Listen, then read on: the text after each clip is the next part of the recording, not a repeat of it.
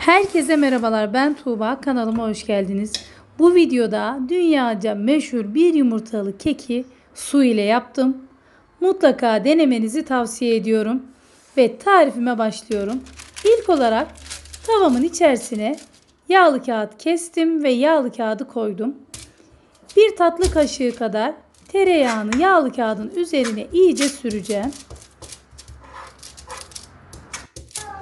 Çok farklı bir lezzeti var. Mutlaka denemenizi tavsiye ediyorum. Tereyağını sürdükten sonra 2 yemek kaşığı toz şekeri her yerine eşit gelecek şekilde döküyorum. Tereyağıyla şeker karamelize bir tat verecek. Ve daha önceden 2 adet muzu birer santim kalınlığında doğramıştım. Lütfen ince doğramayın. Tam bu şekilde benim gösterdiğim 1 santim kalınlığında doğramanız yeterli olacaktır. Özellikle evde böyle olgunlaşmış muzları kullanmanızı tavsiye ediyorum. Ve şimdi kekimin hamurunu hazırlamaya başlıyorum. Bir yumurtayı çırpma kabına kırdım. 80 gram yarım su bardağından biraz az toz şeker ekledim.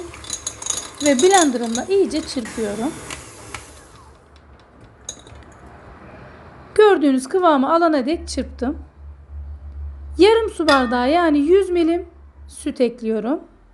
Yine yarım su bardağı 100 milim ılık su ekliyorum.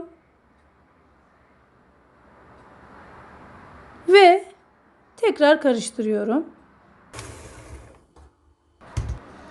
50 milim sıvı yağ ekliyorum. Sıvı yağını da karıştırdım. Şimdi unumu ekleyeceğim. Tam 1,5 su bardağı un kullandım. Ve 1 yemek kaşığı da nişasta ekliyorum. Buğday veya mısır olabilir. 1 paket vanilya.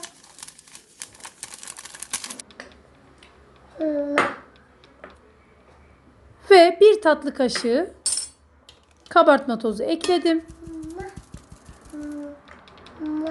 Tekrar iyice karıştırıyorum. Hamurumu da karıştırdım. Ve tekrar güzel bir aroma vermesi için 1 adet ezmiş olduğum muzu ekledim. Videomu buraya kadar izleyenler yorum bölümüne yorum yazarlarsa çok sevinirim. Ayrıca destekleriniz için lütfen kanalıma abone olmayı unutmayın. Ve hazırlamış olduğum kek harcını daha önceden hazırladığım tavaya döktüm. Kaşıkla düzelttim.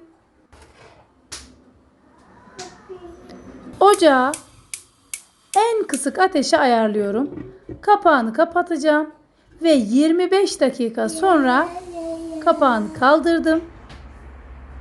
Elime kesinlikle yapışma yapmıyor.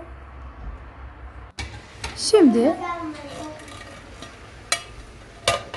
kekimi çevireceğim ve diğer tarafını da bir 6-7 dakika pişireceğim.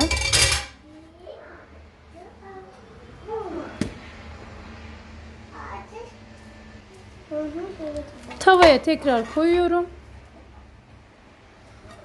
Yağlı kağıdı çıkaracağım.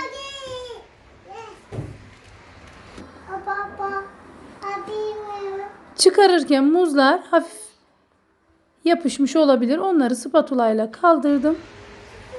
Ve diğer tarafını da bir 6-7 dakika pişirdim. Kekim soğudu.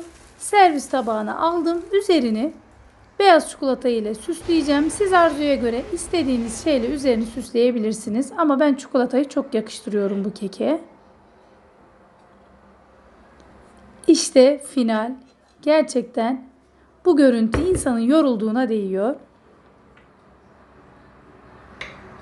Çok ekonomik, kolay bir kek tarifi. Ve ben içerisine su ekledim. Suyun nasıl bir tat verdiğini mutlaka deneyin ve bakın. Böyle çok güzel muz aromalı ıslak bir kek tadı veriyor. Harika bir tadı var. Sizler için lezzetine de bakacağım. daha yakından bakabilirsiniz. Yine güzel bir videonun sonuna geldik. Beni izlediğiniz için çok teşekkür ederim. Sizlerle yeni videoda görüşmek dileğiyle. Hoşça kalın. Afiyetle kalın. Her şey gönlünüzce olsun.